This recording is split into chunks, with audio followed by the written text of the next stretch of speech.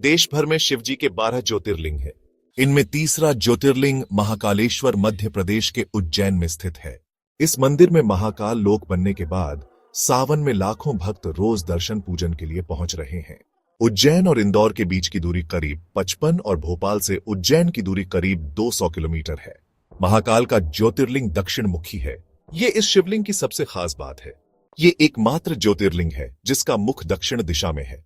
ये मंदिर शिप्रा नदी के पास ही स्थित है। हर 12 साल में एक बार उज्जैन में सिंहस्थ का मेला लगता है। अगला सिंहस्थ 2028 में लगेगा। तो चलिए जानते हैं महाकालेश्वर मंदिर और उज्जैन से जुड़ी खास बातें। ज्योतिर्लिंग यानी शिव जी ज्योति स्वरूप में विराजित हैं। देश भर में 12 ज्योतिर्लिंग हैं।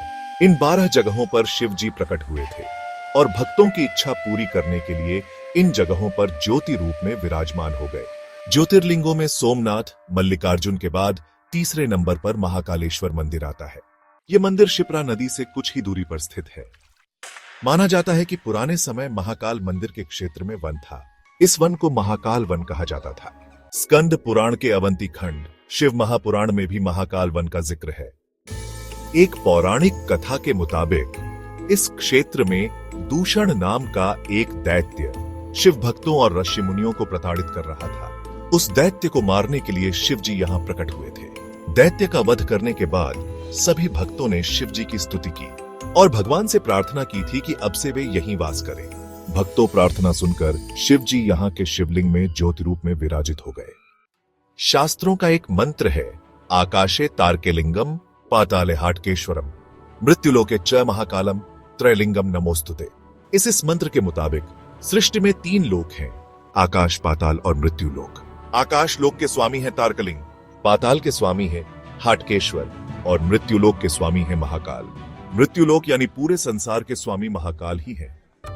12 ज्योतिर्लिंगों में सिर्फ महाकालेश्वर ज्योतिर्लिंग की ही भस्म आरती की जाती है। शिव पुराण के अनुसार कपिला गाय के गोबर से बने कंडे, शमी, पीपल, पलाश, बड़, अमलतास और बैर के पेड़ की लकड़ियों को जलाकर भस्म तैयार की जाती है। मंत्र जप करते हुए भस्म को शुद्ध किया जाता है। इसके बाद इस भस्म को कपड़े से छानते हैं और फिर इस भस्म से महाकाल की आरती की जाती है। महाकालेश्वर ज्योतिर्लिंग मंदिर की इमारत के ऊपरी तल पर मराठा काली नागचंद्रेश्वर भगवान की प्रतिमा स्थापित है।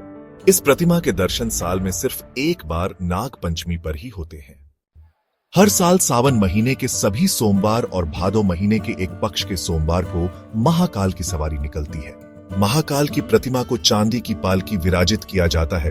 इसके बाद बाबा की पालकी को शिप्रा नदी के घाट पर ले जाते हैं और वहां से उज्जैन का भ्रमण करते हुए भगवान अपने मंदिर लौट आते हैं। भादो महीने की अंतिम सवारी को शाही सवारी कहा जाता है। महाकाल शब्द का एक अर्थ है महाजकाल यानी समय के स्वामी। उज्जैन को काल गणना का केंद्र माना जाता है। इसी वजह से उज्जैन में बने पंचांगों का महत्व काफी है। माना जाता है कि ज्योतिषीय काल गणना के लिए उज्जैन सर्वश्रेष्ठ स्थान है। महाकालेश्वर ज्योतिर्लिंग के पास ही 51 शक्तिपीठों में से एक हरसिद्धि शक्तिपीठ स्थापित है। शिव जी, देवी शक्ति और शिप्रा नदी के कारण इस ज्योतिर्लिंग का महत्व काफी अधिक बढ़ गया है। महाकालेश्वर ज्योतिर्लिंग मंदिर का इतिहास हजारों साल पुराना है। मंदिर की इमारत परमार कालीन मानी जाती है। उज्जैन में परमार राजाओं का राज 10वीं से 11वीं सदी के आसपास का माना जाता है। इस मंदिर का संबंध उज्जैन के राजा विक्रमादित्य से भी है। विक्रमादित्य के नाम से ही विक्रम संवत चल रहा है। उज्जैन के काल भैरव का एक प्राचीन मंदिर स्थापित है। काल भैरव को शहर का कोतवाल माना जाता है। काल भैरव को चांदी की प्लेट से शराब पिलाई जाती है।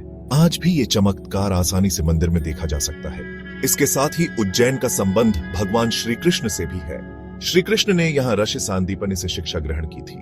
यहीं श्री कृष्ण और सुदामा की मित्रता भी हुई। श्री कृष्ण की एक पटरानी मित्र वृंदा उज्जैन की राजकुमारी थी। अगर आपको हमारा ये वीडियो इन्फॉर्मेटिव लगा तो चैनल को सब्सक्राइब करके हमें और वीडियोस बनाने के लिए मोटिवेट करें।